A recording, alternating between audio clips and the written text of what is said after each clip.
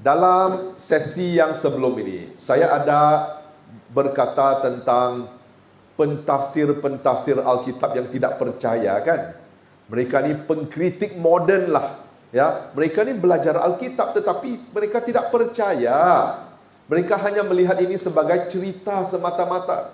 Jadi bagi mereka ni, mereka mengatakan bahawa para patriark ini, patriark adalah orang personality lah seperti Abraham, Isaac, Jacob, Joseph, Moses dan Noah. Mereka bilang orang-orang ini, watak-watak ini hanya mitos. Mereka sebenarnya tidak wujud. Mereka ni hanya cerita semata-mata. Kenapa kamu orang percaya? Belajarlah hanya sebagai cerita. Ya, kalau cerita dongeng pun kita boleh pelajari sesuatu dari cerita-cerita ini. Kenapa kamu harus percaya bahwa orang-orang ini memang ada wujud? Buat apa kamu percaya? Tidak perlu ada iman begitu. Jadi apakah kita punya respon sebagai umat Kristian yang mempercayai Alkitab? Responsnya begini.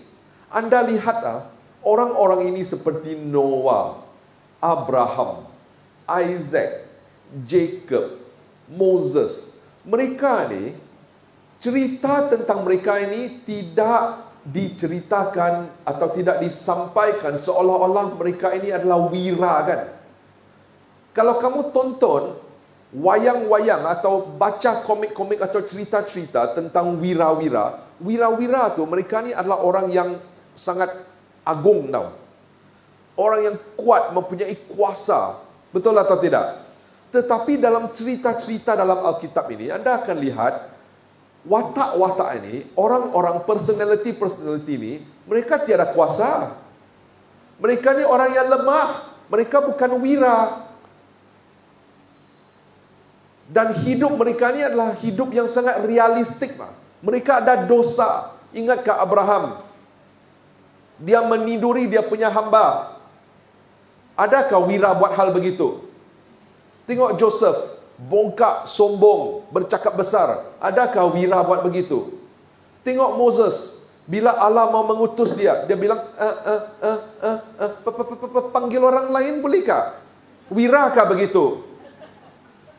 Jadi ada perbezaan antara cerita-cerita tentang peranan-peranan ini dalam Alkitab dengan peranan-peranan wira-wira dalam cerita yang merupakan mitos semata-mata.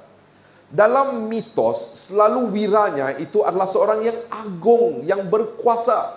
Tetapi personality yang kita pelajari ini dalam Alkitab, mereka adalah orang yang lemah. Mereka tidak ditampilkan sebagai orang yang kuat. Selalunya Allah yang kuat, bukan mereka.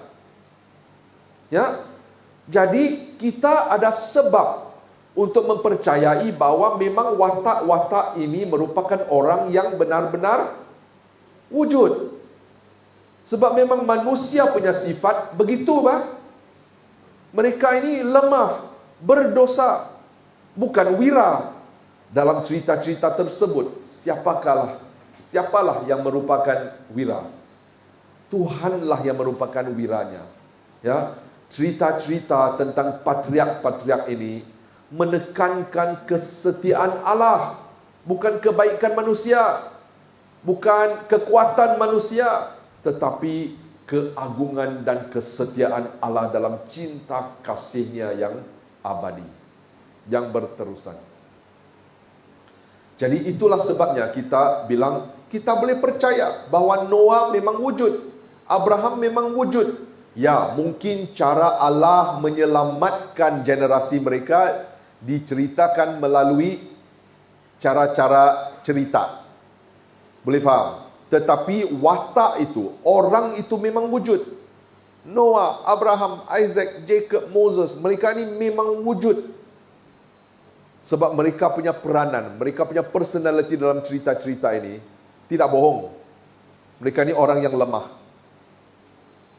Yang benar-benar berkuasa dalam cerita-cerita ini siapa? Allah sendiri. Ya,